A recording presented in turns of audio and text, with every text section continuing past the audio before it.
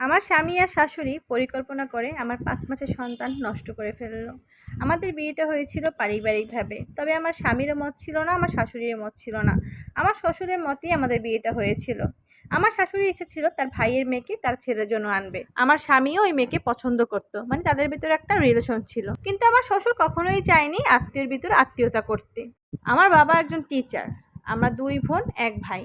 আমার শ্বশুর ঢাকায় ব্যবসা করতেন, আমাদের তুলনায় তাদের অবস্থা অনেক ভালো ছিল।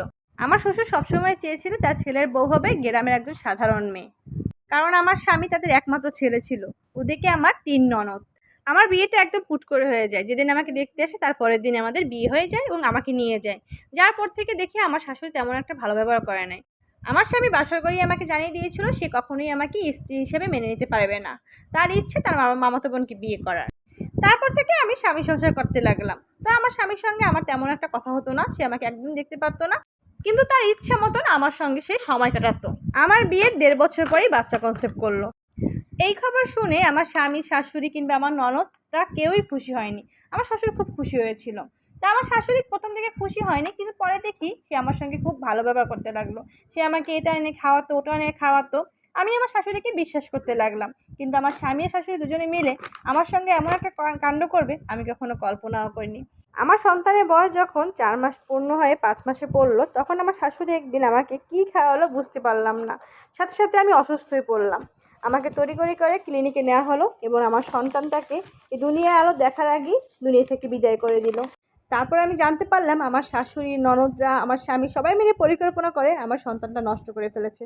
কারণ আমার সন্তান হলে তো আমাকে এই সংসারেই থাকতে হবে, আমাকে তো এই সংসার থেকে আর বিদায় দিতে পারবে না। তাই সন্তান হওয়ার আগেই সন্তান নষ্ট করে ফেলেছে। এই কথা আমি আমার স্বামী আর শাশুড়িকে জিজ্ঞেস করার পর আমার স্বামী আমাকে সরাসরি বলল সে আমার সঙ্গে সংসার করতে চায় না, সে তার মামাতো বোনকে বিয়ে করতে যায়। আমার বাবা মা এই কথা জানার পরে তারা আমাকে নিয়ে গিয়েছে। তারা আমাকে বলেছে যে তোর সন্তানকে নষ্ট করতে পারছে সে তোকেও মেরে ফেলতে পারবে।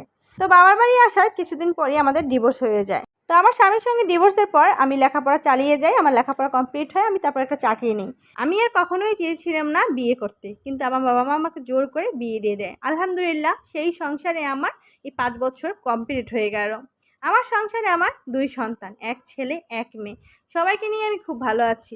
আমার এই শ্বশুরবাড়ি আমার স্বামী, শাশুড়ি, ননদ, দেবর, ভাসুর সবাই খুব আমাকে ভালোবাসে। সবাই আমাকে খুব সম্মান করে। এটাই আমার সবচেয়ে বড় পাওয়া। আসলে মানুষের কখন কি হয় বলা যায় না। আমার বর্তমান স্বামী খুবই ভালো মানুষ। সে অবিবাহিতই ছিলেন। আমার সম্পর্কে সবকিছু জানার পরও সে আমাকে বিয়ে করেছে, আমাকে ভালোবেসেছে। এর চাইতে বড় পাওয়া আর কিছু নাই। সবাই আমার শ্বশুরবাড়ির ফ্যামিলির জন্য দোয়া করবেন, আমার সন্তানের জন্য দোয়া করবেন, আমার স্বামীর জন্য দোয়া করবেন। তো এই কাহিনীটা একটা আপু আমাকে পাঠিয়েছে। আপনাদের যদি ভালো লেগে থাকে অবশ্যই পাশে থাকবেন। আসসালামু আলাইকুম, আল্লাহ হাফেজ।